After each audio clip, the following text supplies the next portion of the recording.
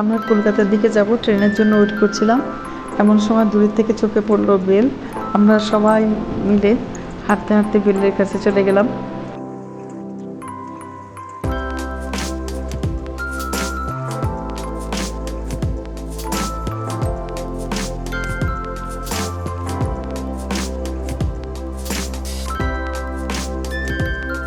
দাম জিজ্ঞেস করলাম, উনি বললো কত কি দাম।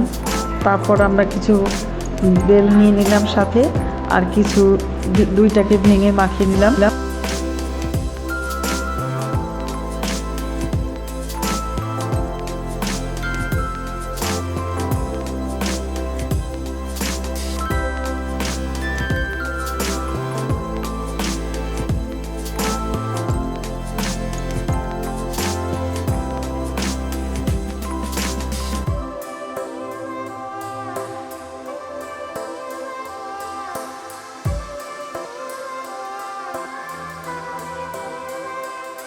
অনেকে প্রত্যেকটা বেল ভেঙে পাকা আছে এমন দেখে তারপরে প্যাকেট করে দিল।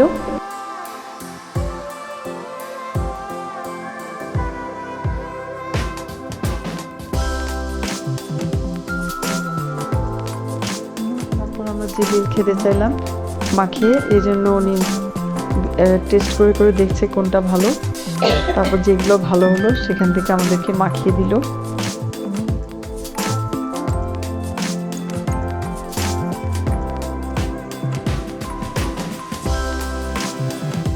দেখতেই পাচ্ছেন আপনারা, বেশ কষ্ট করে উনি বেলটাকে ভাঙতেছে, ভেঙে তারপরে মাখিয়ে দিচ্ছে।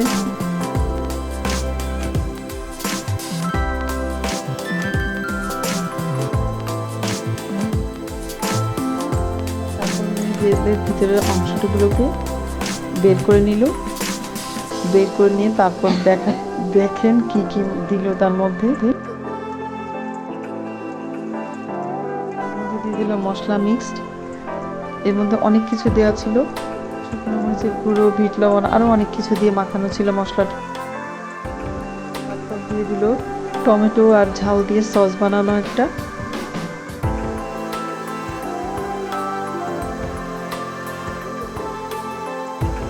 তারপর দিল কাসুন্দি।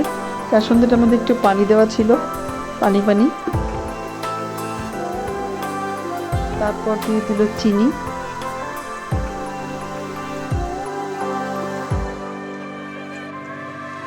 শুরু হলো কুটাকুটি থেতলানো।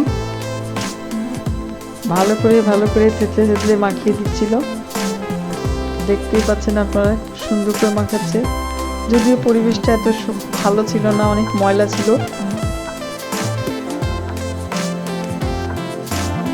অনেক বছর প্রায় 26 বছর পর এই বেল মাখানো ইন্ডিয়াতে খাচ্ছি। ওই বেল মাখানোটাকে আবার ভিতরের অংশটাকে বেলের কাঠের মধ্যে ঢুকিয়ে দিল।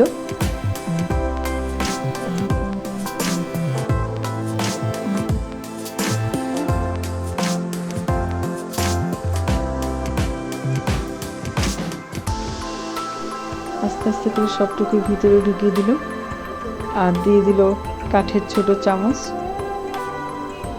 সময় অত বেশি ছিল না, ট্রেন চলে আসবে, এই জন্য আমি পলিথিন ব্যাগ নিয়ে তার মধ্যে নিয়ে নিলাম।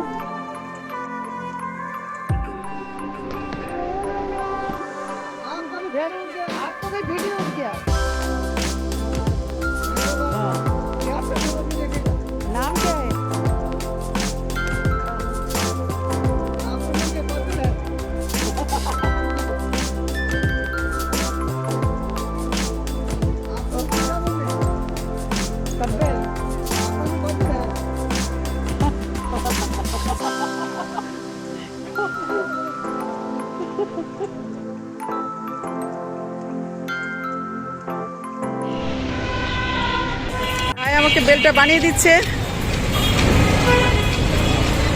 ইন্ডিয়াতেও আপনাদেরকে দেখিয়েছি কিভাবে বেল বানায়, আর বাংলাদেশে কিভাবে বানান দেখেন।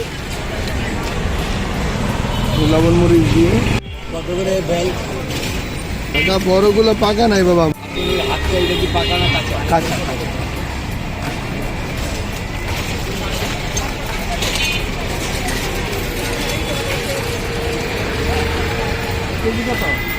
40 এখানে অনেক মানুষ আসে, উনি বেল মাখাচ্ছে।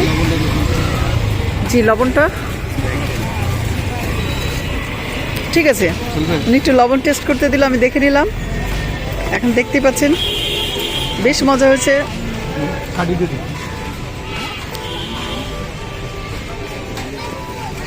ধান খেত আছে না?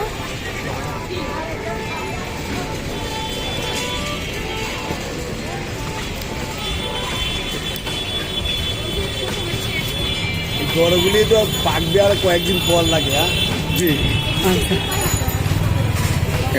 প্রতিটা বেল উনি এরকম প্যাকেট করে আর এ দিয়ে দিয়ে দেয়। আপনারা চাইলে এখান থেকে কিনে খেতে পারেন। আমাদের অ্যাড্রেস বলবেন। আপনাদের অ্যাড্রেস কার্ডটা